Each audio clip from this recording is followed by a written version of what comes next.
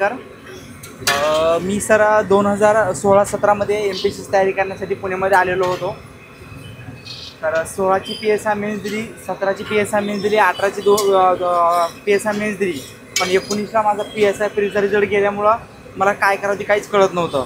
Actually गावाकडची परिस्थिती नाजूकच होती माझ्यावाली। पप्पा मला महिन्याला एक 4-5 हजार रुपये व्याजानं पाठवायचे, 4 रुपये 3 रुपये टक्क्यानं, आणि माझं त्या लेवलला माझा इथं उदरनिर्वाह चालायचा। पण हळूहळू परिस्थिती थोडीशी हलाखीची होत होती जी माझे रिझल्ट मेन्सचे कट ऑफ म्हणजे बसत नव्हतं। मी 2018ला मी प्रीच नापास झाल्याच्यानंतर मला काय करावं ते काही कळत नव्हतं। मला आता काय करावं काय नाही। मग आपलं आमच्या इकडे औरंगाबादला असताना गुलाब पोहे नावाचं एक खूप फेमस पोहे येतं ते। मग मी माझ्या बारक्या भावाला गावाकडून बोलवलं, त्याला म्हणलं आपण आता माझ्या वडिलांवर सरासरी माझ्या शिक्षणामुळं, माझ्या बारक्या भावाच्या शिक्षणामुळं 12 ते 14 लाखाचा आसपास कर्ज झालं। तर आम्ही 2 एकर शेती विकली तरीसुद्धा 9 लाख रुपये कर्ज बाकी होतं आमच्यावरती। मग आता मला काय करावं, एक तर आपल्या वडील कर्ज स्वरूपात सापडल्याला, मला तर नोकरी लागणं झाली, काय करावं काय नाही काहीच कळत नव्हतं।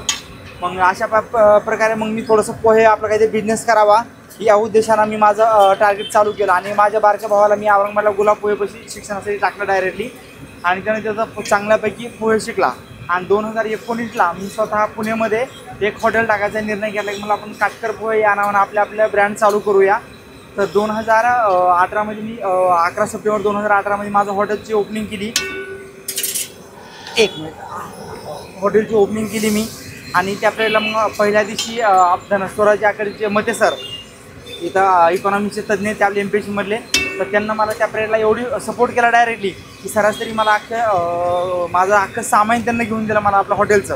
MJ शेख सर त्यांनी मला भरपूर मदत केली, आणि त्या पिरियडला आमच्या सर्व MPSCच्या पोरांना मला चांगल्यापैकी सपोर्ट केला त्या पिरियडला। आणि हळूहळू माझ्या हॉटेलची ओपनिंग झाली, आणि पहिल्या दिवसाचा गल्ला माझा सरासरी 5,000 रुपये झाला डायरेक्टली। मग त्यावेळेला मी माझ्या वडिलांना गावाकडे सांगितलं की आपला पहिल्या दिवसाचा गल्ला 5,000 रुपये झालेला आहे। तर वडील खूप झाले, म्हणलं आपले 2 वर्षामध्ये आपला सरासरी कर्ज फिटून जाईल असं मला वडिलांना बोलले डायरेक्टली।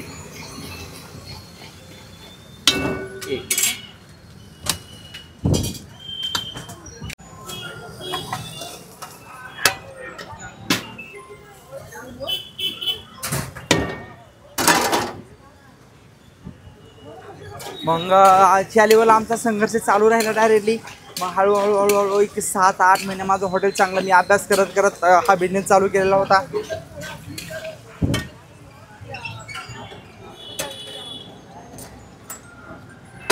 दादा घे हा बिझनेस चालू केला, आणि हळूहळू माझ्या बिझनेसची चांगल्यापैकी टेस्ट लोकांना भेटत गेली, आणि एक माझा होईल तेवढा असा बऱ्यापैकी एक ब्रँडच तयार होऊन गेला माझा काटकर पोह्याचा डायरेक्टली।